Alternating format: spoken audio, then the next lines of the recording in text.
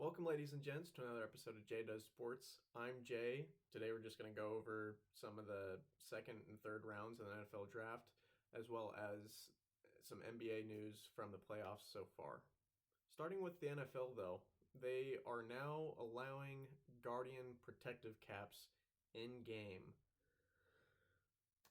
Why? All these teams put in a bunch of effort to change their helmets, make them look cool, different alternates or whatever, and then they're just throwing this shit over it, and it's like, why? I don't get it. It looks really dumb.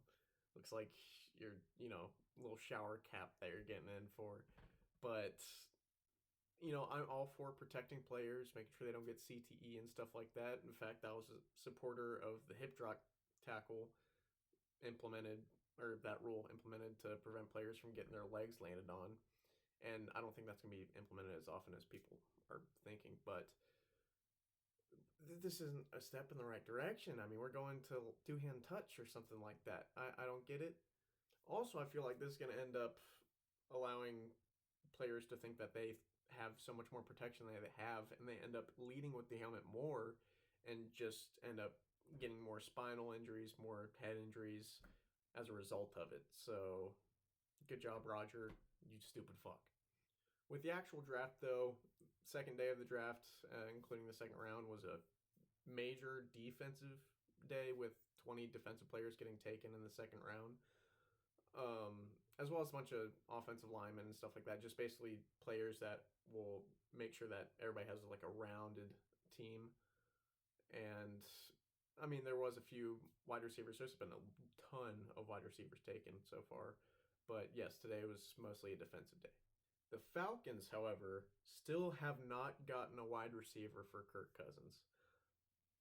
This is so stupid on their part. I feel like if you're going to bring in a guy, pay him $180 million like Kirk Cousins, why aren't you going to give him a supporting cast, I guess, to make sure that he can get his job done? The best player at wide receiver that they have is Drake London, if you want to count Kyle Pitts as well at tight end.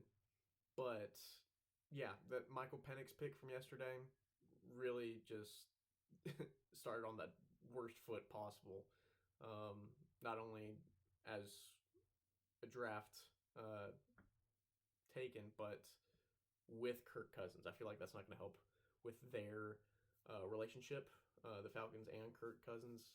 But they need to get their head out of their ass. I really don't understand the decisions that they're making at all, and I'm surprised I still see a bunch of Atlanta fans like chanting ATL, ATL, and it's like, do you understand what's going on? Like, open your eyes. This is so.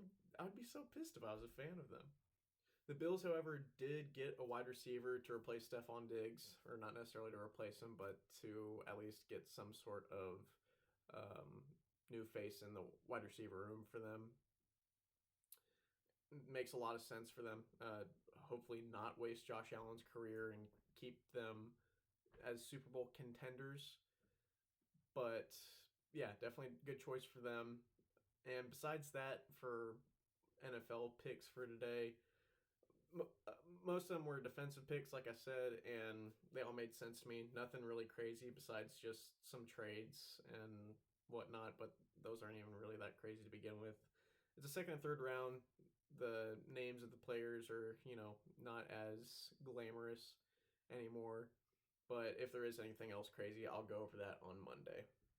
On to the NBA. I don't really have any news saying like who won or whatever, because there really hasn't been any amazing games or shocking games. The other night, though, Thursday night, I did bring up Joel Embiid getting 50 points. And what I didn't mention is how dirty this guy's been playing. He's been playing like he's just trying to go around and bite people, just like he's a rabid dog out there. There was one clip where he's trying to get a foul and obviously isn't touched at all, and then he throws like a tantrum, like a little kid, because he didn't get a foul call. And again, nobody touched him. It wasn't even close.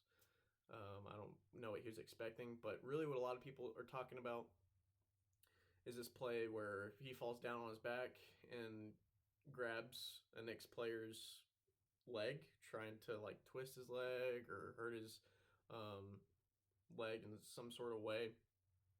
I I'm surprised that the refs didn't catch this and try to eject them or something like that, because that's some serious shit, especially in the playoffs. Like, you could ruin an entire team's playoff hopes. Um, with and finally, on to LeBron James. He's. I'm just gonna let you watch this. And it's just basketball.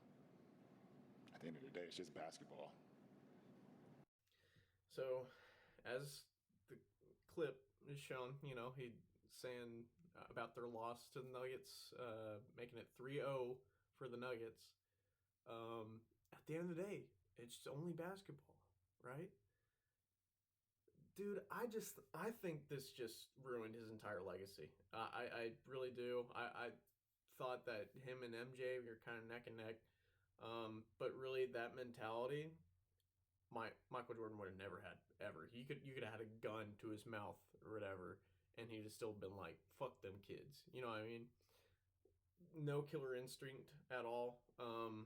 I know if he was winning, he wouldn't be saying it's only basketball.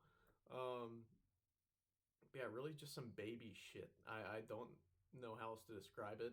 That's just the most weak minded thing I've ever heard him say or any NBA legend say. That's ridiculous, and he needs to, you know, he gets paid millions of dollars for this. He always has. It's only basketball. Dude, like, this has been your entire life for your entire life. But yeah, that's today's episode. Another short one. Not a whole much to go over. If there is anything that happens over the weekend, I'll be sure to cover it on Monday night. But I hope you enjoyed. Thank you for being with me for a little bit of your day. Like, subscribe, comment what you might like to see. And I hope y'all have a good weekend. I'll see you on Monday.